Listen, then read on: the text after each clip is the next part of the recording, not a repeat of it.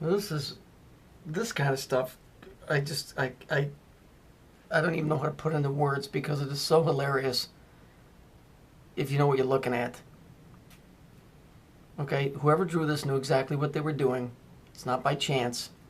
There's a bunch of people that know this stuff. I don't think it's as hidden as people like to think that it is. It's just hidden to you because you've just seen it now. But it's been around forever. Okay? So these guys just do this. It's a goof. I guess, whatever. For them it's fun, whatever. But it's also fun when you see it and then you can look at it and without trying to sound too egotistical, knowing that the idiot next to you is buying it because he wants to read it instead of looking at it and going, I already knew that. You know what I mean? So here's the Sphinx, right? Notice that it's the 9th life. And it's just like that ever-ready battery. Remember the guy from CERN, the dude that traveled through time, and he said everybody's going to get Kit Kats. Well, here's the cat, right? There it is there. Here's the broad with the red hair. This stuff is amazingly funny when you finally understand what you're looking at. It is really a hoot. Like I said, it's the same thing. These two pictures are the same thing. It always goes back to the same thing. Always. This is the same picture. You know, it's the same picture as this. All these things are the same. There's nothing new under the sun. The black sun. Because it's where it's all emanating from. It's the point where everything is emanating from. We're like living in a dead thing. I don't know how to explain it to you, but there it is. That's why in this picture you see the 9 and the cat. And then in this picture you see the 9 life. And then you look in this picture and you see the 9 lives. Do you understand? It's the same thing. And that's why they're fun to look at. And that's why it's funny to look at. Because even here, the length of it is 4.5. That's 9. So you got the 9 lives. And you got the 9th life. Here you have the Sphinx. Right? Here you have the Sphinx. Here's the cube.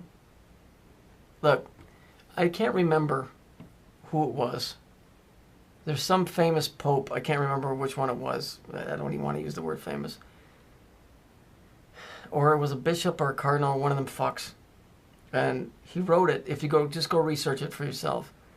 And it's not to be opened until a certain date. But basically what it says is that your life is a job. Your life is a job. It's because you're feeding this thing. See this thing here? You're helping feed this thing because everything on this planet is based off of one thing. Power. When I say power, people automatically think government, communism, that type of stuff. No, it's based on power as an energy. Okay, it's all based off of that. And so that's why you'll see this same picture over and over again. You know, when they talk about money, they use the word currency. You know, when they talk about, oh gosh, I'm just at a loss for words because there's so many of these things you can use. I get a block. You know, it was electrifying. You know, that type of stuff. You know, this broad here is representing the same thing that this is, that's representing this. It's the same thing. There's no difference. You're part of a battery system. That's your job. And you have been given emotions and consciousness to exist in this thing because we were all supposed to be part of it when it was in a working order. That's, you know, you gave to it, it gave to you, but whatever, but it's broke. And so the ding-dongs that broke it, they know they broke it. Are they, you know, I don't know enough about it. I know I've been helped out by a few people. Because it's really the story before the biblical story. But it's really, all of it's based on, you know, You're a battery. You know, I mean, think about it. What a more perfect source of energy than to have a battery that maintains itself through its own thoughts. And no, that doesn't downplay Christianity or Muslim or anything else. But it's really the way everything is set up here. If you look, everything reproduces. And reproduction means energy. Everything is turned into energy. Ashes to ashes, dust to dust. You just go back to where you come from.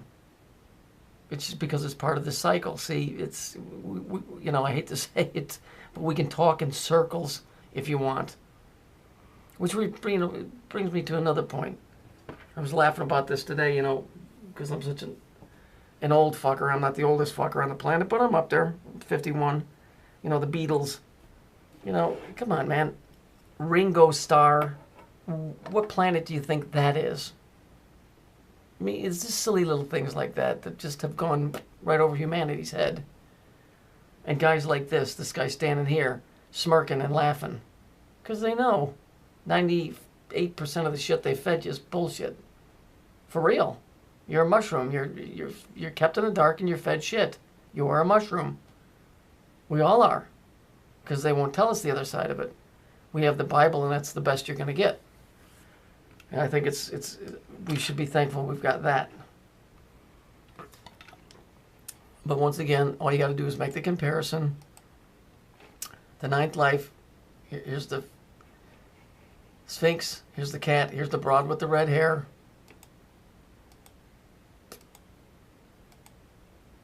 And there it is. It's all there. 9 lives. Nine lives. The 9th life. That's what I mean. At some point, it does become comical. Because, you know, they're not going to change it. The guy that wrote it, he knew what he wrote. He knew what he was drawing. And so, you know, they're not going to change it just because you figured it out. Or you're on to them.